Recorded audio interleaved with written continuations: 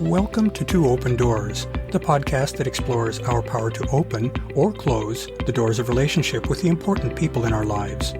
We hope you'll learn from and share your wisdom with our community. Thanks for joining us.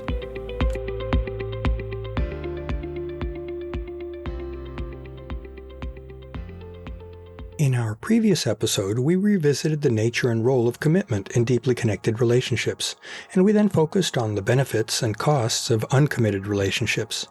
In this episode, we'll drop the other shoe and look at the benefits and costs of committed relationships. Taken together, this and the previous episode will give us what we need in order to make more informed choices in each of our significant relationships.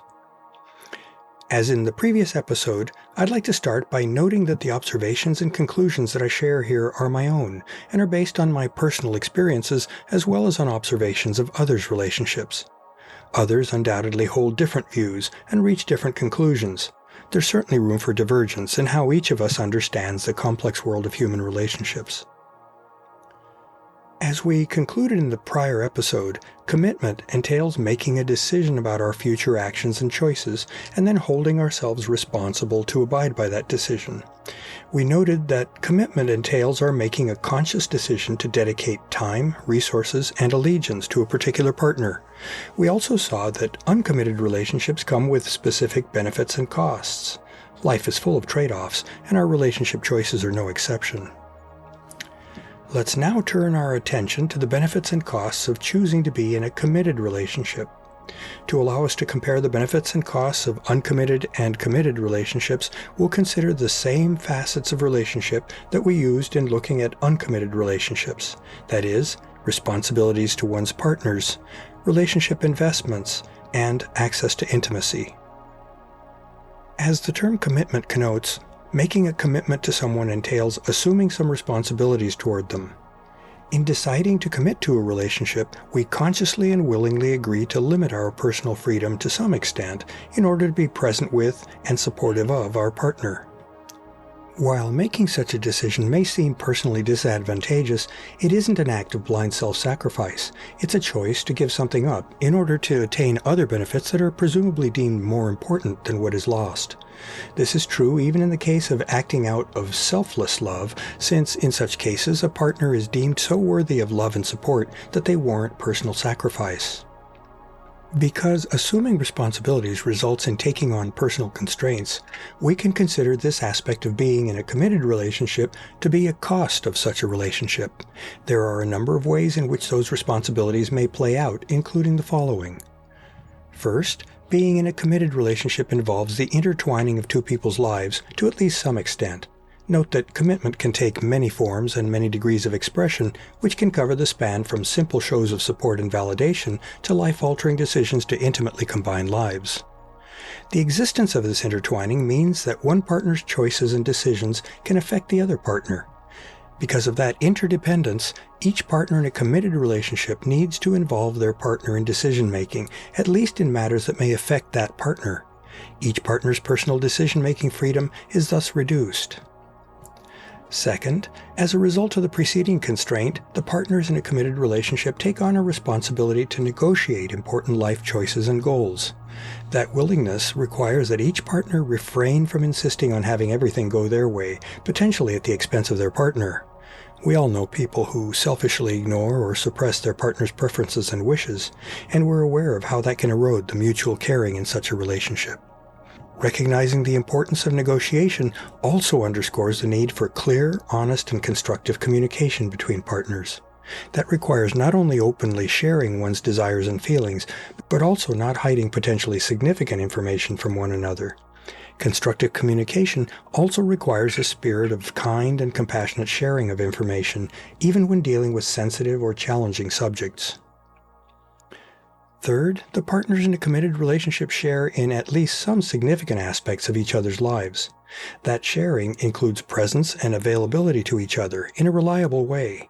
In the case of those who have chosen to join their lives in a broad and enduring way, those partners know that they can rely on one another to deal with life's challenges, as well as to enjoy life's pleasures. Though each partner retains their individual goals, their relationship also has separate and shared goals that correspond to the us that the partners co-create. The partners in a committed relationship can safely assume that they can depend on each other, at least in some specific ways. Fourth, those who choose to be in a committed relationship are motivated by something special that they see in their partner. That something is sufficiently compelling to make a person willing to take on the sacrifices that come with making commitments. The specialness that's shared in a committed relationship may move some to treat their relationship as exclusive in terms of sexual sharing and/or a deep emotional connection. That's true of people in traditional marriages. Those who are not moved to exclusivity still tend to see their partners as special. For example, in polyamorous relationships, each of the person's partners offers something specific and potentially different from other partners. In such cases, the form and depth of commitment can differ across relationships. Fifth, committed relationships are usually fairly long-term. To make that possible, the partners need to establish and maintain a positive and nurturing tone for their relationship. Doing so requires that they go beyond basic respect and consideration to include such positive traits as genuine kindness and caring, appreciation and recognition, generosity of spirit, making positive assumptions about intentions, etc. And last, since any person's time, energy, and capacity for emotional connection are finite, maintaining a committed relationship requires a person to decide how to allocate those resources between a committed partner and any other important people in their life, including other potential committed partners in the case of polyamorous individuals. In a traditional marriage, a person's full mind share is expected to go to one's spouse, as well as to family. In non-traditional committed relationships, the form and intensity of connection is negotiated with each partner. Those who are in a committed relationship make investments in their relationship: time, other resources such as money and housing arrangements, and emotional connection. Because the lives of a committed couple are intertwined in various ways, resources are often shared, with the specifics being negotiated between the partners. That makes it possible for the couple to plan for shared goals, in addition to whatever focus each partner retains on their individual goals. Since those in a committed relationship also regularly share time and activity together, the partners also negotiate how each wants to apportion their time. Note that being a committed couple shouldn't preclude spending time with others outside that relationship, so time allocation needs to take that into account. As was mentioned in the previous episode, one of the big potential benefits of a deep human connection is that it offers the partners intimacy. That constitutes perhaps the major benefit of being in a committed relationship. The following are examples of that deep intimacy. First, through their continual and ongoing interaction, the partners in a committed relationship often come to know and understand each other very well. That can increase the fit and support between partners, though it can also reduce those if the partners don't like what they learn about one another. Second, the deep mutual knowledge and caring in a healthy committed relationship can deepen the trust and feelings of safety and appreciation between partners. Greater trust builds deeper intimacy. Third, deeply felt intimacy can find expression in an affectionate, confident, and passionate physical, that is, sexual and sensual, connection. Sex is a form of adult play, and joyful sexual play strengthens the bonds between committed partners. Fourth, trust makes it possible for partners to express emotional openness and vulnerability toward one another. Those are both earmarks of true intimacy. Fifth, trust and intimacy are ingredients for deep emotional connection. That sort of connection is an embodiment of love, and as humans, we have a deep-seated desire to be loved and appreciated. A committed relationship can provide fertile soil for nurturing deep emotional connection. Sixth, committed relationships can provide opportunities for partners to come to know and admire one another, potentially increasing their feelings of acceptance, caring, and affection for one another. Caring reflects appreciation and gratitude for the gift of a partner's love and friendship. Seventh, the partners in a committed relationship have effectively made specific promises to one another. That means that each partner has willingly taken on responsibilities toward their partner. Those responsibilities can include looking out for each other's physical and emotional needs, including when confronted by life's challenges. Committed partners can take comfort from knowing that they are there for each other. And last, a committed relationship is a third entity that embodies the us that the partners co-create. Those partners can share joint dreams and desires for that us. Such sharing can be a meaningful source of collaboration and satisfaction for the committed couple. Committed relationships come at a cost that's measured in terms of the responsibility that partners feel for one another and the extent to which they invest in their relationship.